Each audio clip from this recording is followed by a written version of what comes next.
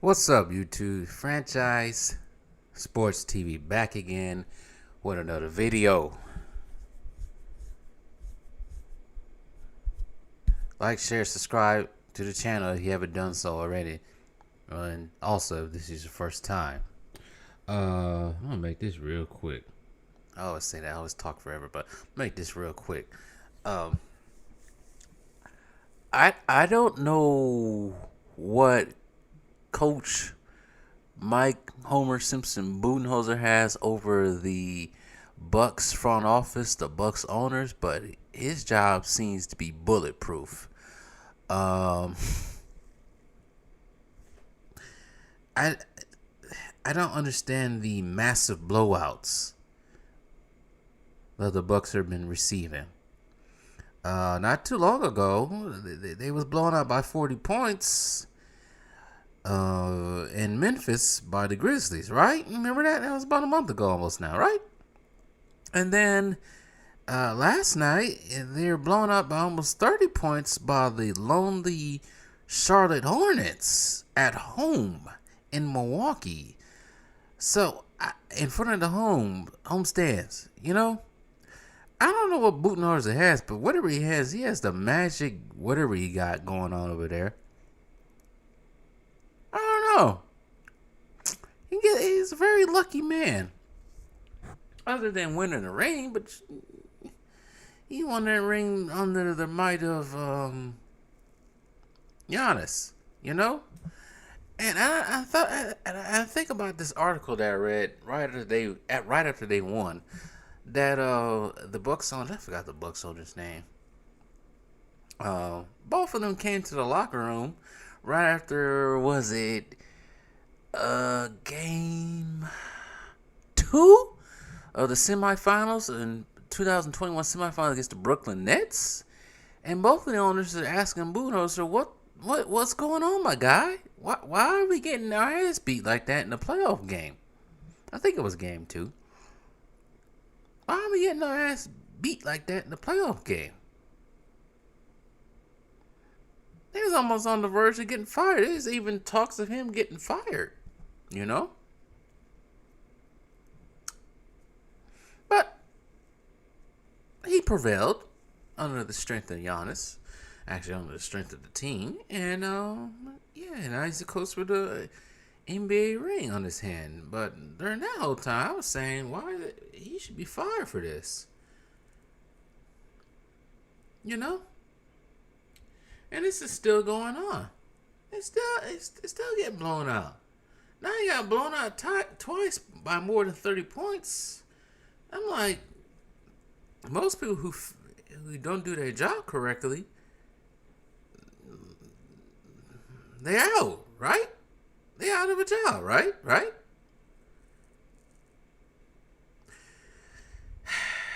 Like I said in my post, some days when I saw that score, because I didn't watch the game, I was at the gym, but when I saw that score, I just put my hands in the air like Tony did when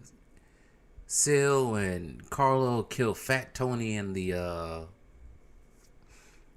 what's the stripper club in the deli. That one episode, I think it was season 6 or 7. I forgot what else. The Sopranos. You just got to do that sometimes. Just raise your hand, walk out the door, like Tony did when he saw that. No questions asked. Deal with it. But anyways, it's not the point of the whole entire video. But what I want to lead into is just I was talking with my dad, right? And he said he can't watch NBA basketball. It's just too boring for him. He said he'd rather watch Return of the Jedi on loop 8 times in a row than watch an NBA basketball game these days, because he just said it's just a 3-point contest. I had to agree. Yeah, people are putting up 71 points, 50 points, but it's just like, yeah, that's too easy now these days. In the last week, somebody put up 60. Multiple people put up 50. Donovan Mitchell put up 70. It's too easy now because they can't play defense. Well, you're not allowed to play defense almost. You play too much defense, you be at the line all the time. It's quite boring watching the NBA now these days. I can barely stand it. I say this: if it weren't for Giannis being in the league and Giannis being on the Bucks and then winning the finals, I would not give a damn about the NBA. Before the Bucks won the finals back in 2021, that was the first finals I actually watched since LeBron came back from that 3-1 against the Golden State Warriors. I didn't watch 2017. I didn't want to watch a stacked team with Kevin Durant, Stephen Curry, and Klay Thompson all play together. I didn't want to watch that because I knew the final outcome. That's boring if you know what the final outcome. It's like knowing before you watch the Infinity War that Thanos was going to win. If you knew that already, why watch it? So, why watch the NBA Finals if you know who's going to win? Right? Didn't watch 2000. Well, I watched Game 1 of 2018 when J.R. Smith freaking had a brain fart. But after that, I didn't want to watch it. I didn't watch 2019. I was too distraught with the Bucks losing the conference finals to Kawhi.